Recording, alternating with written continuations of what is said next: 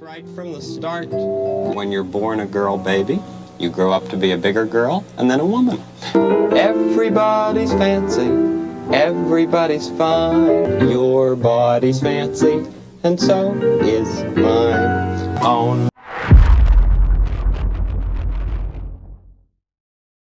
Welcome to Look and Live. You here with Pastor James Devallon. In this one, we are going over to Redacted. Listen, I have heard, and this thing is crazy. The woke revolutionary, the woke mob are going just wild. They are going as far to cancel Mr. Rogers. Mr. Rogers. I'm like, this is crazy, man. So let's go over to Redacted for this one, and let's take a listen. All right, let's talk about Mr. Rogers. Was Mr. Rogers warning us all about the dangers of transgenderism 40 years ago? Turns out the left wing will find anything they can to be triggered by these days, including Mr. Rogers. So over the past few days, social media has been ablaze with clips of Fred Rogers doing various interviews and even just clips from his show talking about gender differences between boys and girls. And now a dead Mr. Rogers is being canceled by liberals. Pull his old shows off air, stop his syndication wherever it may live. Get rid of Mr. Rogers. The comments on some of these videos are astonishing online, literally. Like people calling for him to be canceled because of what he's saying here. I mean, and if you think about it, what he's saying here is perhaps even more inflammatory than what J.K. Rowling said last year when she just came out in support of single-sex spaces for women, support of somebody else's comments about it, and she supported that woman. Cancel Harry Potter.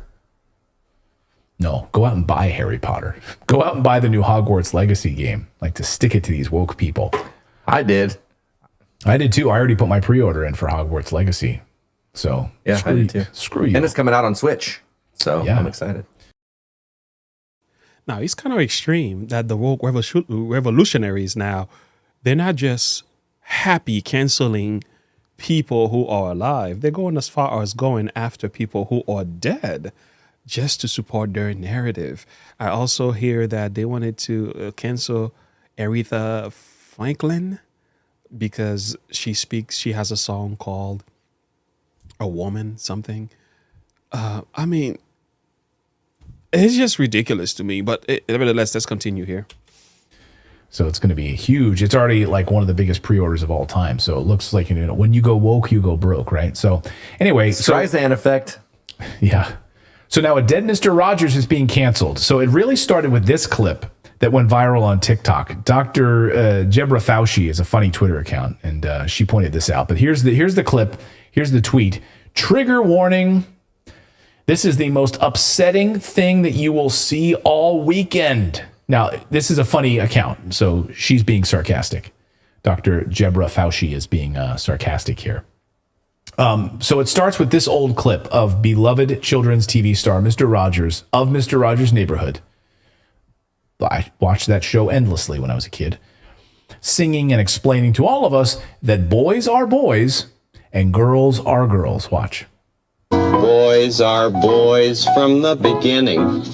If you were born a boy, you stay a boy. Girls are girls right from the start. If you were born a girl, you stay a girl and grow up to be a lady. Only girls can be the mommies. Only boys can be the daddies. Now, what's amazing is he writes all of those. He wrote all of those songs. He wrote all the music. He did. So this is the kind of stuff that makes people upset today. A couple of years ago, this was a children's show and it was very well understood. But I didn't realize the significance of what Mr. Rogers was doing. He was actually dealing with the emotional state of mind of the kids. It was addressing their emotion. He understood something, man. This man was way ahead of his time. And now let's take a listen to this. He did all the puppetry. He did all of that. Those were his words. constantly, regularly on public broadcasting. Like if you flipped on PBS, that's what you saw in the 60s, 70s, 80s, up until he passed. What Fred Rogers says in these videos is still the view held by most Americans. Despite the efforts of the media and Hollywood to normalize it, he's literally warning society in these videos, in these clips over the years, against promoting transgenderism among young children more than 40 years ago. In another clip that's angering the left, he sits down with one of my heroes, Johnny Carson, to explain gender to Johnny Carson. Watch. Now, what's the second version? Boys are boys from the beginning. Girls are girls right from the start. Everybody's fancy, everybody's fine, your body's fancy, and so is mine. Because sometimes children think that they might change. They might have to change after a while. And, you know, we laugh about that now, but it's because we had that concern when we were little. Wow. How timely was he? I'm telling you, man, Mr. Rogers was way ahead of his time. And I've come to appreciate the man even more today. He knew what he was doing. And I think we've lost our handle on these children. We have not taught them how to properly manage and deal with the emotional side of them. And their emotion now is what's becoming principles. I was filling out a paper the other day for school, and they were talking about what are your pronouns? Write your pronouns next to your name. I was like, wow, okay. Yeah, because you're really not sure, and you thought maybe you'd become a girl, or a girl would become a boy, right? Exactly. Do you hear them laughing? Like, do you hear the audience? They're like, is that crazy? Like the idea that you would just become a girl later? That crazy that you would just become a guy later? And the audience is laughing. Johnny Carson. And Fred Rogers is explaining, he's like, no, kids think that way. And what I try to teach on the show is like, no, it's okay to have those thoughts. But what we need to do is really educate you about it and teach you that it's okay to feel that way, but not to let it run rampant, because if it runs rampant, it becomes mental illness. He said that. Well, think about it. He was the king of make-believe. He made believe he was a girl on his own show with his puppets. There were some female puppets that he did the voice for. So he pretended like he was a girl, but he didn't become a girl because he was like, gender reassignment surgery. Friday. Right. Yeah. So in 1969, Fred Rogers appeared before a Senate subcommittee. Now, I found this footage. I find it utterly fascinating to watch this. To speak out against cuts to public broadcasting. So in 1969, there were threats to cut public broadcasting. This comes up all the time, right? And certainly Republicans want to cut public broadcasting because like the way that it's become so woke and this sort of indoctrination of children now is incredibly troubling. And when you're paying for PBS, which is literally an extension of the deep state and the intelligence community, of course, why would we want to fund PBS if it's literally carrying out what the deep state wants us to see on the news, right? So I get that, and it constantly comes up. So here he is in 1969 talking passionately about how he worked every day to help kids work through their feelings so that it wouldn't lead to mental illness, body dysphoria, right? And not just like body dysphoria, but like things like bulimia, or just like realizing your body's fine, right? Like your body's fine, so you don't have to become bulimic. You don't have to have, body dysphoria. I think that you need to then somehow get like gender reassignment surgery or something. So here he is explaining this to a Senate subcommittee. Doctors believe gender dysphoria is a form of mental illness, and he knew this. It was classified as such. And talk to psychiatrists and psychologists. It's classified as a mental illness. And it was classified then.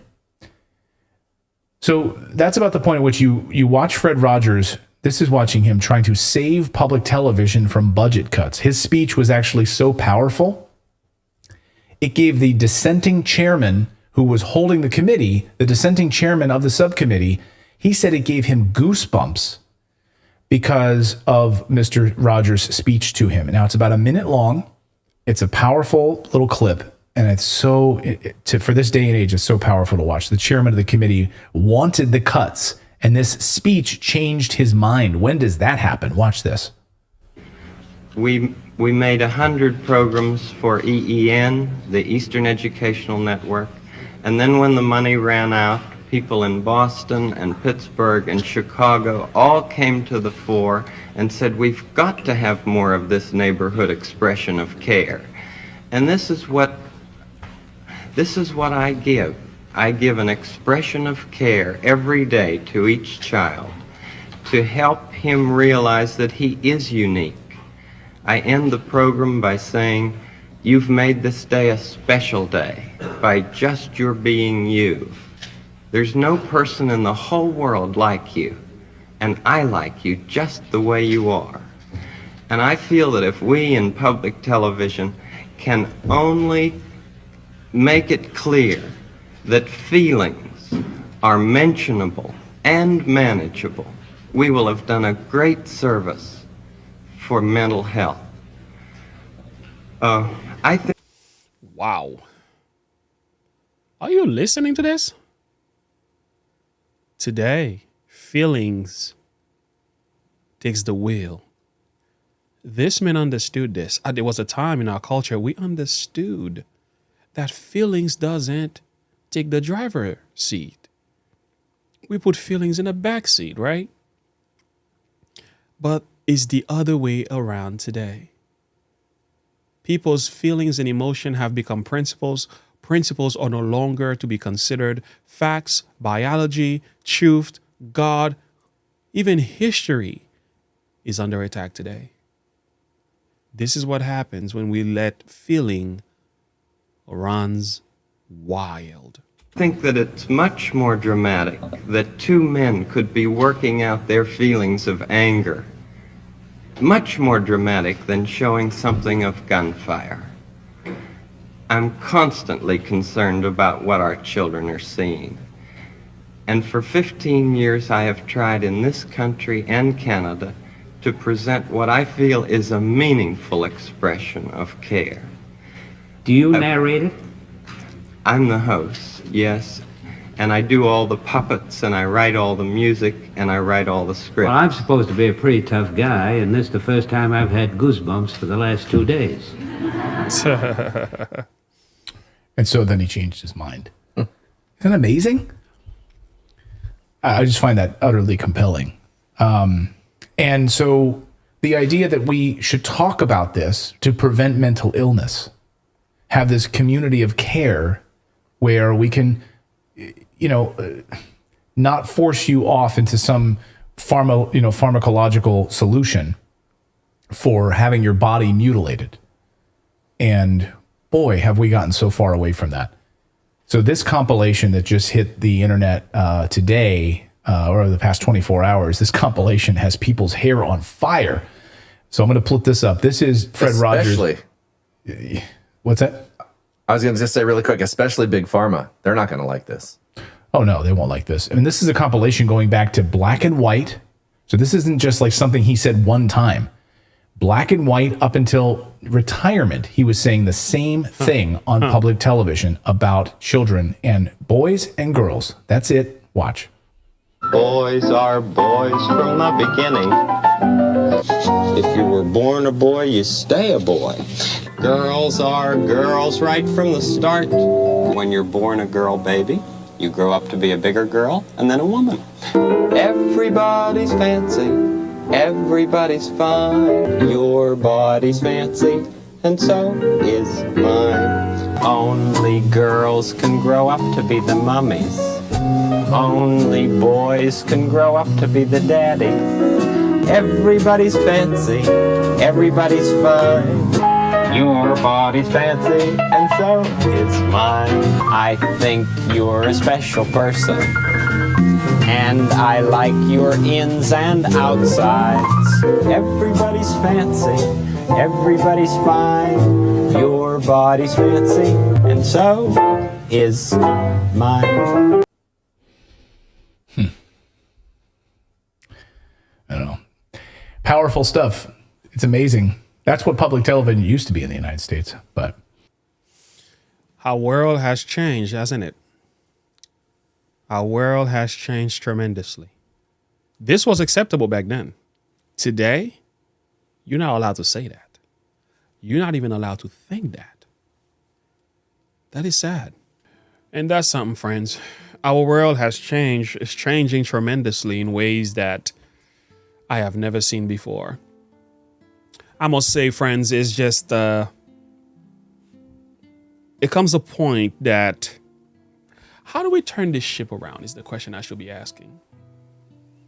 I think talking about this matter is significant, but this ideology has gone so far that it's so mental and it's so emotionally driven, and it is backed up by several companies and money behind this.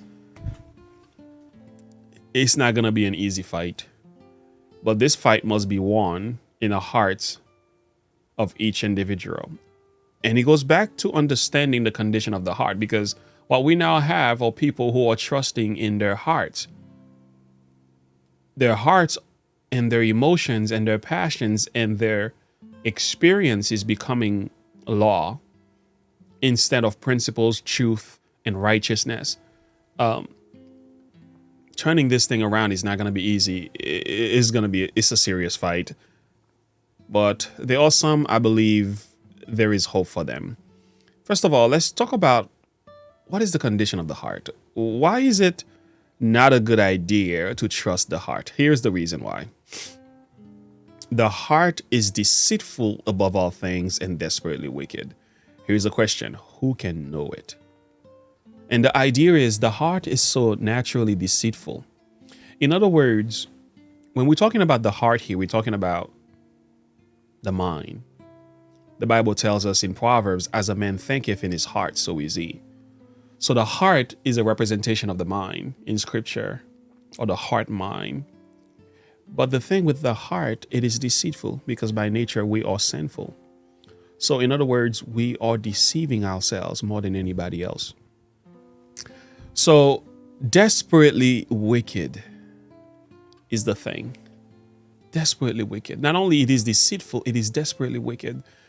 So this is why Mr. Rogers was so ahead of his time, because he was able to get the heart to be challenged, controlled, and tamed.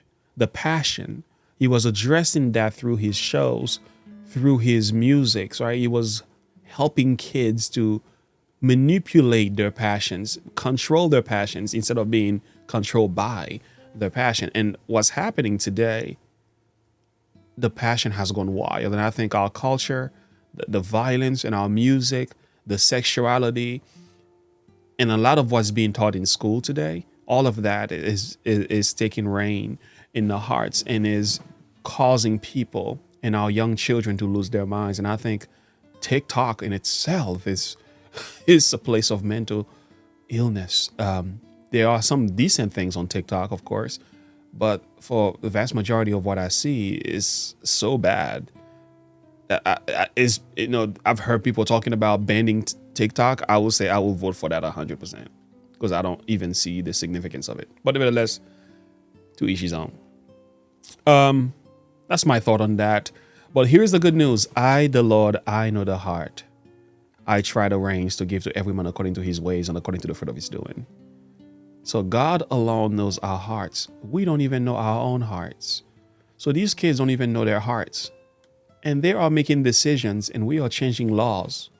We are cutting body parts. We are reassigning surgeries. By believing and trusting in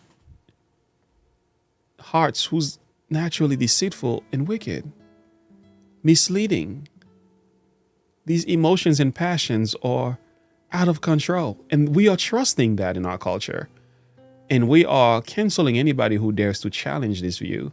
And we're going as far back in history to say certain people who said this or that must be canceled. That is wild. But you know what? There is hope.